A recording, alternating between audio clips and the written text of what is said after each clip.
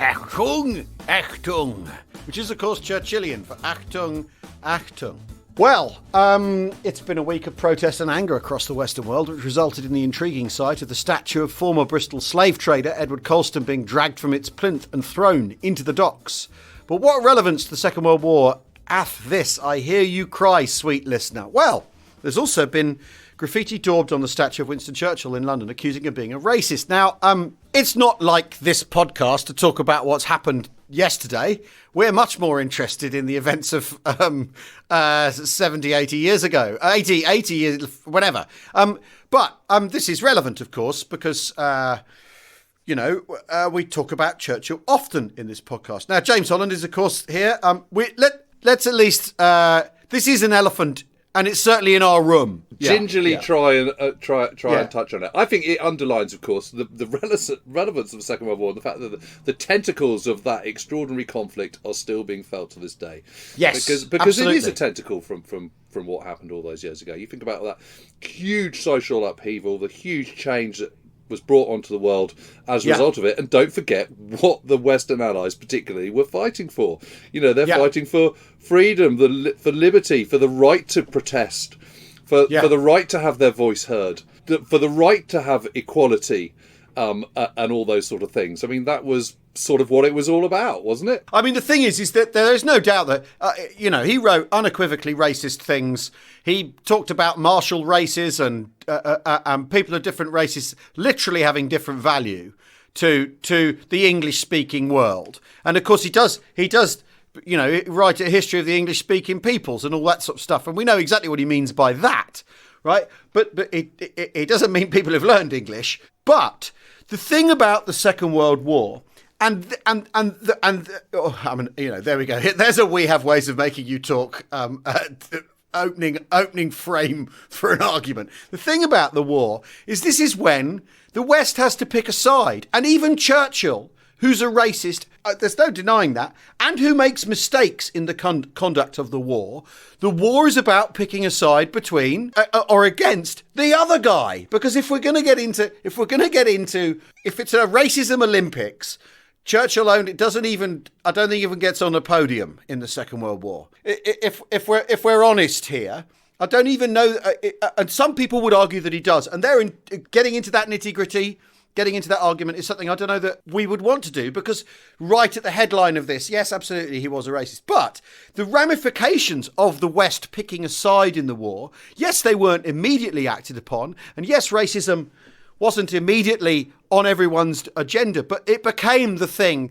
You can't fight a war like that in the name of these values and then not to act on those values, which is what the civil rights movement is about, which is what Black Lives Matter even now is about, is actually, well, hang on a minute, I thought Western liberal values were important, so why aren't we backing them up, holding them dear, valuing them? So of course he was. But then also the paradox is then he sets in motion human rights. The charter that's the basis of the EU human rights that we enjoy or don't enjoy today, depending on which way you look at it.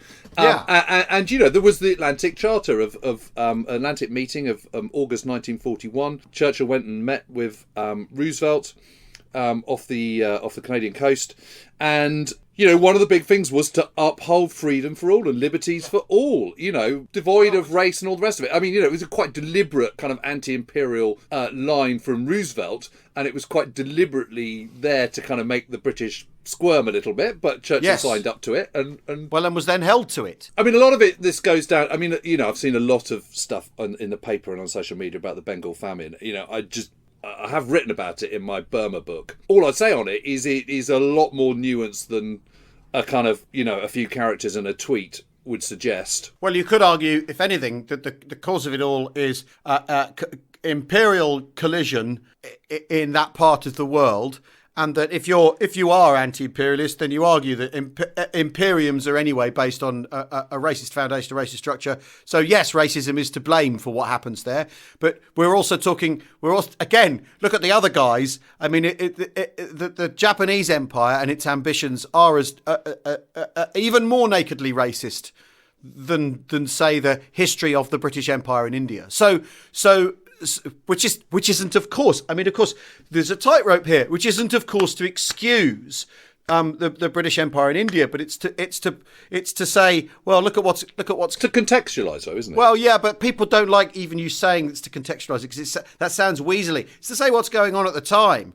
After the reason we're having this debate, and I actually personally think he probably wouldn't have minded too much his statue being defaced. He wouldn't have liked it, but he'd have thought, well, that's the right we have, a freedom we have. That's where our freedoms have evolved to. Whereas Colston, of course, that statue is a Victorian statue which seeks to whitewash slavery from the city's record, that tries to present Bristol as and it's the Victorians doing this, present it as the great merchant trading city, and the slave trade is like completely, and he was and of course he's a wealthy philanthropist, partly because there's no state at the time, so someone's got to do the philanthropy. He's part of an attempt to rewrite history, which is what people who say Churchill was a racist aren't trying to do. They aren't trying to rewrite history. They're acknowledging the reality of it. Whereas that statue was an attempt to rewrite history. So I think that Colston going in the river in the Avon, that's history actually happening right there in itself. It's not an attempt to rewrite it. It's an attempt to make it and to get to grips with it. So I find it quite hard to be bothered about Colston, to be honest, and that statue. And of course the police sometimes they know the right thing to do isn't get in the way of people who really want to do a thing like that, because then it'll get far worse. And also the bottom line is you can clear it up, and Winston will be back to normal, and it'll all be fine. But I'm just a little bit depressed by how divided the Western world is. You sort of look at the Second World War. One of the reasons they won. The coalition was so successful was the singleness of purpose, one united goal, cooperation, coordination. It just feels like right now with people aren't really kind of pulling together. Yeah, well, yes, and that division is used as a wedge to play the margins in politics because, if you can win an election with 42% of a vote. I mean, I'm loath to get political on this, but I often feel that when you get into these questions of racism, it completely sits outside politics anyway. It's a moral question. It's not a question of taste about trade tariffs, which is, after all, the thing that's been driving us insane the last 5 years in this country.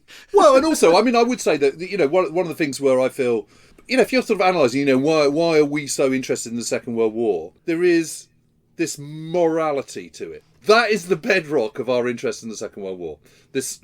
Or it is for me. It is this sense that at the end of it, you are, for all the kind of awful things that happened, this is about stopping evil. This is about standing up for liberties. And I've never felt that more keenly than I did in 2014 when I was over in the D-Day anniversary, and everyone was sort of going, why is everyone still making such a fuss about this?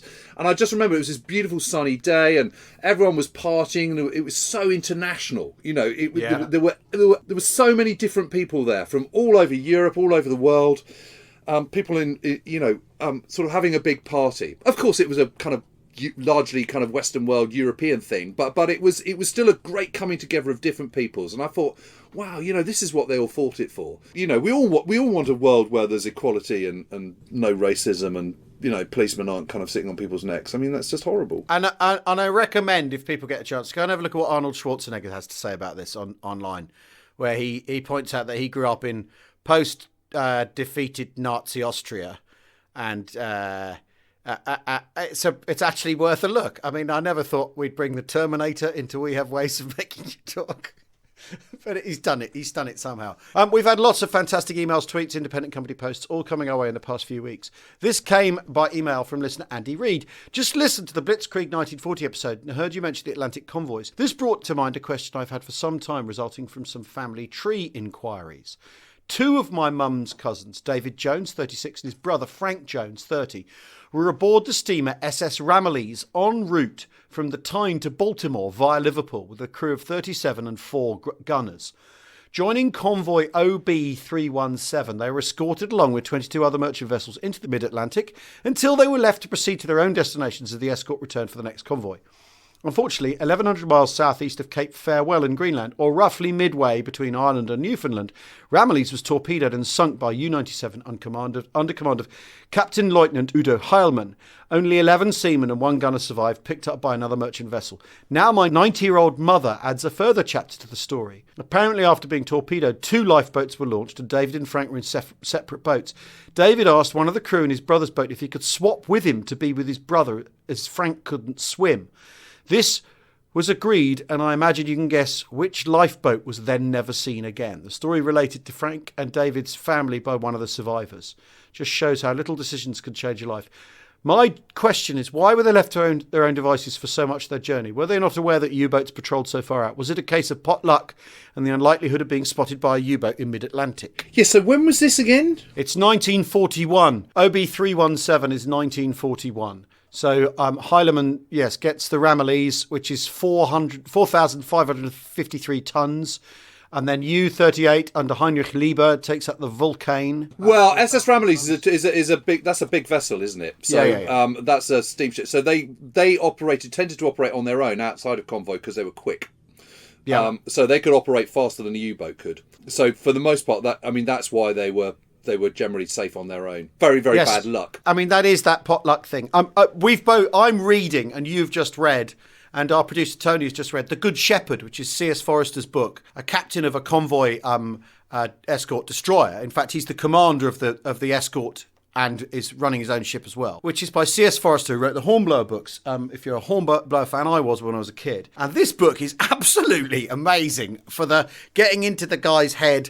He's permanently in a state of trigonometry, this guy. And we at school, we had a maths teacher who used to try and teach us trigonometry in terms of snooker. He'd go, this big Welsh rugby player used to teach us maths, and he'd say, "You're trying to pot the black, and it goes in that corner." And he'd talk about the angles, and it used to wash over me.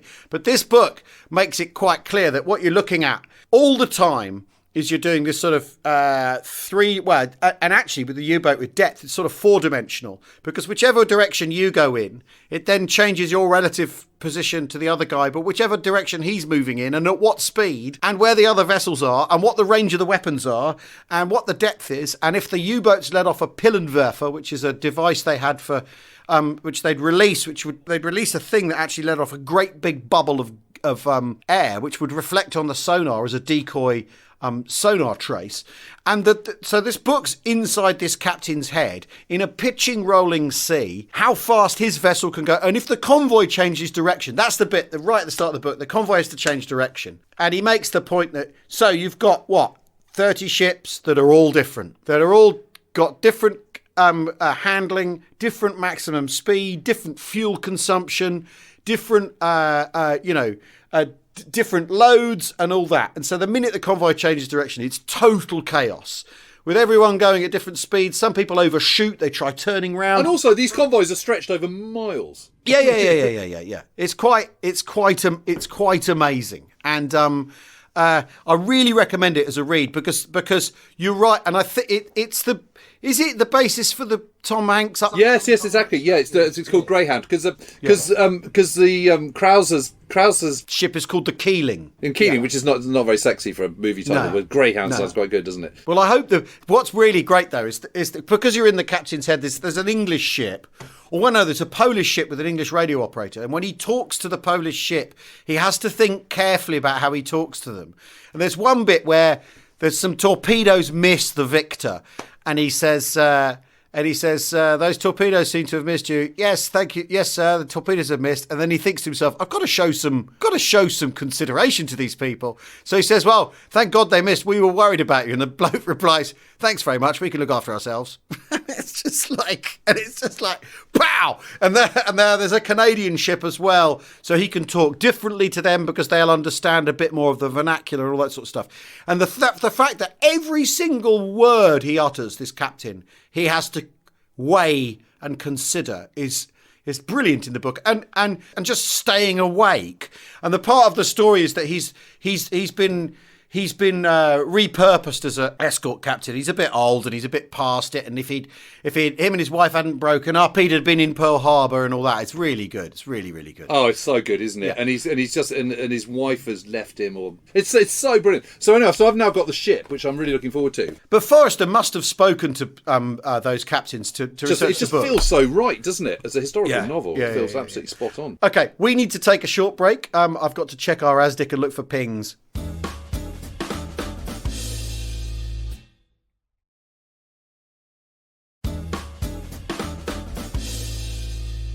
Welcome back to We Have Ways of Making You Talk. There was nothing on the Aztec, don't worry.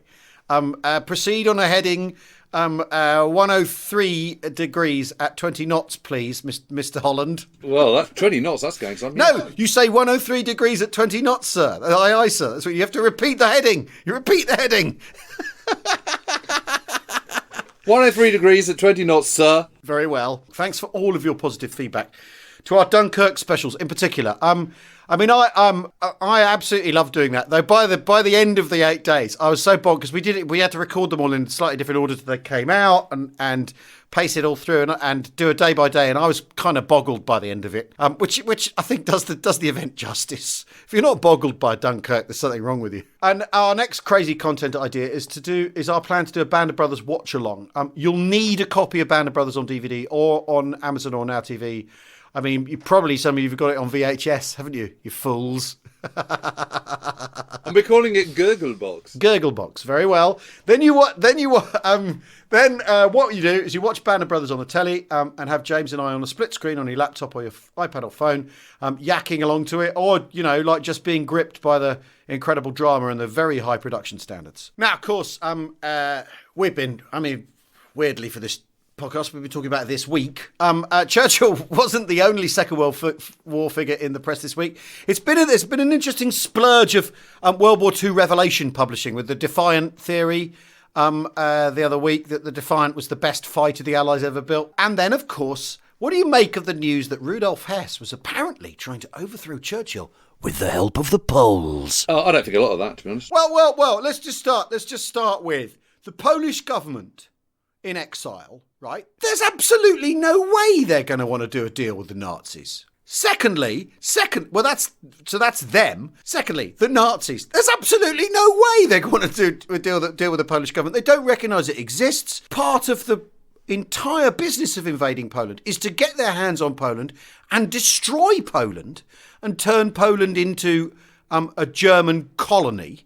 A German colony. In fact, to re-Germanise the bits of... Because there are chunks of Poland anyway that were German. So what you do is you come up with some madcap idea, and then you work backwards and try and find some rather feeble evidence to fit your idea. That's what you do if you're a conspiracy theorist, and it's just wibble. It is wibble, isn't it? And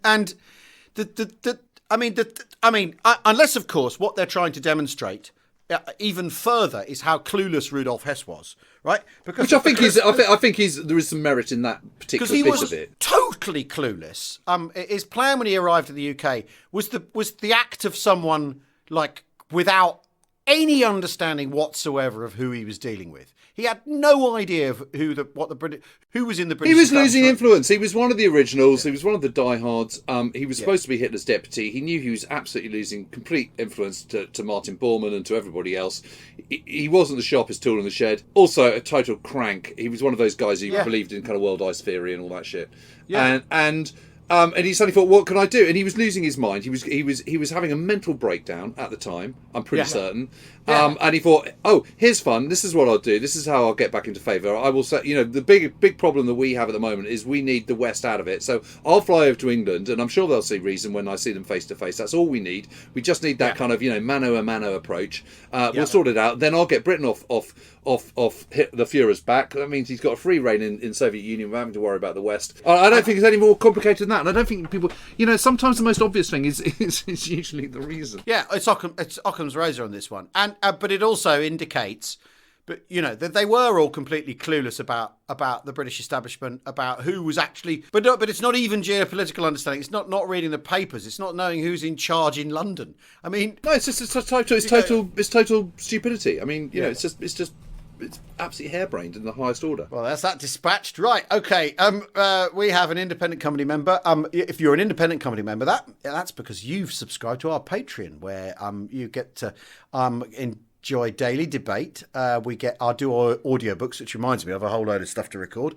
And, of course, the live cast every Thursday night at 8:30 p.m, where James and I get shit-faced live on the internet for your delectation and answer your questions. Anyway, staying on sub-warfare, Ronnie Cowper asks, what did the British submarines and crews get up to during the war? Am I right in thinking the British submarine force was larger than the German U-boat fleet?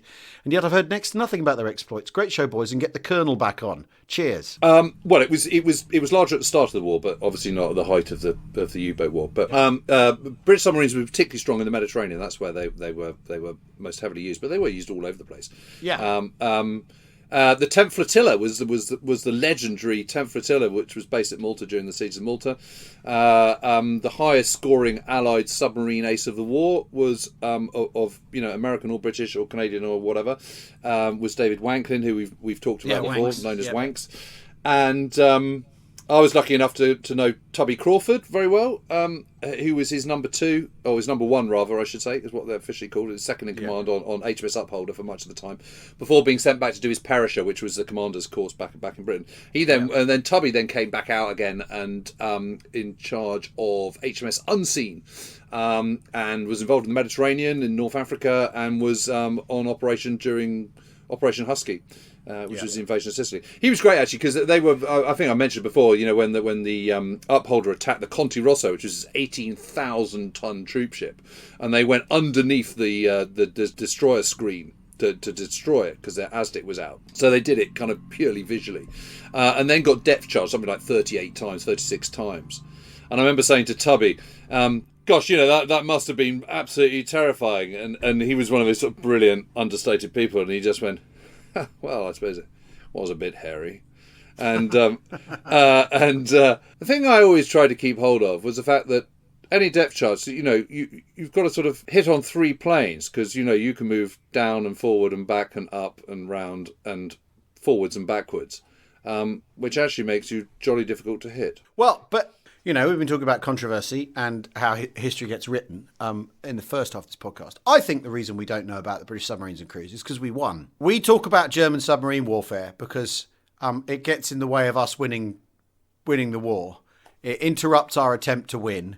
It disrupts our supplies, and it sends doughty merchant seamen to the bottom of the sea. Our submarine effort does exactly the same thing to the Germans, and results in what we talked about the other day when we talked about D-Day, naval supremacy, not superiority.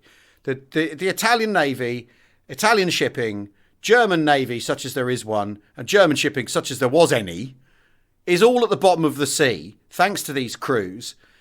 Everyone knows there's a residual feeling in there, somewhere in them, that submarine warfare is ungallant. We have to admit that, because after all, that's the resistance to submarine warfare in the First World War. Before the First World War and then during the First World War, is it seen as cheating or ungallant or not a fair encounter, isn't it? It'd be funny, I never thought of it like that. I don't think I do think like that. You don't, but I think this is how this has ended up. This is how this has ended up such a muted history, because they're out there doing exactly the same stuff as the U-boat crews. In fact, more successfully. The Italians and the Germans have a very limited number of vessels because they're in the Mediterranean. And because they don't have this huge overseas empire. And because they don't have large navies to start off with. What they've got, and they don't have the capacity to start building vast ships during the Second World War. They don't have the money, the time, the infrastructure, the resources, any of those things. They just don't have that. So they start off with some quite big ships. And by the end of 1941, those big ships had gone. They're already sunk, like the Conti Rosso, the 18,000-ton Conti. There's then another two, there's a sort of 17,000-ton and another 18,000-ton that Upholder destroys in September 1941. Then there's Force K, which is this kind of put together. It is a light. It's a cruiser Penelope, and I can't remember what the other one, and a handful of destroyers, and they just wreak havoc. They destroy 77% of all Axis shipping going across the Mediterranean in November 1941. 1941. That very same month, by December, Rommel has been beaten and is on the run in North Africa. Yeah. There's a massive correlation between Axis supplies getting through to North Africa and everything going well for them, and Axis supplies not getting through to North Africa and it all going pear-shaped. But again, it's the train running on time. No one even notices. But I also think that submarines do still, nevertheless, have this element of ungallantry. There's something sneaky about it. But what happens too is that suddenly there's no big ships left, and by 1943 there's really no ships left, and by even trying to supply Sicily in the summer of 1943, they've got real problems because they just haven't got enough ships, and the ships are getting smaller and smaller, which means more loading and unloading and less efficiency, and so on and so forth. And there were those 6 tankers that are sent across to Rommel in the last week of August 1942. So what's happened is Malta is completely starving and is about to kind of surrender. Then Operation Pedestal is mounted, which is the most heavily defended convoy of the entire war. 5 of the 14 ships get through, including the tanker Ohio, by the 15th of August. Within a matter of days, Malta's up and running again, and by the last week of August, all 6 tankers going to Rommel are sunk. So it's not just submarines, and it's not just Force K. It's also amazing bow fighters, and during the Tunisia campaign, when the Germans are completely reinforcing the Tunisian bridgehead, the submarines are just having an amazing time. There's a book called by Ben Bryant, who was a famous Mediterranean British submarine captain who I think he's called All Our Submarines, I think is what it's called. Oh, right. Well, I might end up reading that. Philip Hughes, who's also an independent company member. Thanks for joining us, Phil. He says, evening, gents. That it could be. I don't know when you're listening to this. Evening, gents. Absolutely loving the great work you're doing with the podcast. That is like absolute gold-plated, get my email read out. I've binged every episode in the last few weeks. I've been reading John Nichols' new book, Lancaster, and the raid on the Peenemünde facility. It mentions Britain knew about the Nazi rocket program. Just how much about the V weapons did we know about before they terrorised Britain? Many thanks in advance. Keep up the great work. Well, there was a lot of argument about the V weapons, and you had Lindemann, Lord Charwell, was one of the people saying these things are serious and we need to take it very, very seriously. But there was a great and that's the right person to know. Because he has Churchill's ear, but they just didn't actually quite know what they were, and they got very worried about that. The V2 they thought had a 10-ton warhead, and there was the considerable argument about actually how lethal these rockets were going to be, and so the Peenemünde raid is very much is unusual for an Allied raid, because it's an acknowledgement that they know something that the Nazis think is completely secret, isn't it? And obviously they know about it from Ultra, and they know about it from people talking about it as well, actually. And then they send photo reconnaissance over. But it's one of those raids which says, look, we know about this now. But they also knew that Peenemünde was a research centre as well. Yeah. But exactly it shows they know exactly how serious a research centre it is, and it's an interesting raid as well, isn't it? Because it's one of those ones where Harry sort of scrapes everything together that he's got available to him. They don't actually. It's one of these another one of these raids where they kill a load of Polish slave labourers as well. And you think, oh God, they do disrupt production to the point where it has to go underground and it's dispersed and all that sort of stuff, which is really, really important. But they knew there was something coming, but they didn't know exactly what it was. And when the first V1s start falling, the government's very, very secretive about it. It says it's gas explosions and all this sort of stuff, and put off saying actually it's a new weapon. The V1, there's nothing you can do about that because it comes in fut, and everyone can see it. It makes a distinctive noise. Whereas a V2 goes off like that because it's hypersonic, comes down out of the atmosphere vertically, doesn't it? And that's that. But there's weirdly relief in Whitehall when the first few V2s fall, because they're 1-ton warheads, not 10-ton warheads, which is the thing they were really worried about. So they knew a fair bit. Well, they had a whole operation to try and destroy them beforehand. I mean, because I think the first V1 landed 13th of June, 14th of June, just after D-Day, a week or so after D-Day. But in the run-up to D-Day, one of the diversions of air power was to try and destroy what were called no-ball targets, which were these V1 launch sites that were dotted up. And the whole operation to destroy them was called Operation Crossbow. Of course, incredibly difficult to hit because it's just a narrow ramp with an underground bunker, which is very well camouflaged. So incredibly hard. A huge amount of effort was expended to try and knock them out. Yeah. And actually very unsuccessful because it's kind of next to impossible. And there was sort of real frustration about this because, of course, when you're hitting if you're hitting a no-ball target, a V1 site, you can't be hitting a bridge or... Yeah, in fact, it's a bigger effort than point blank, isn't it? I mean, in effect... No.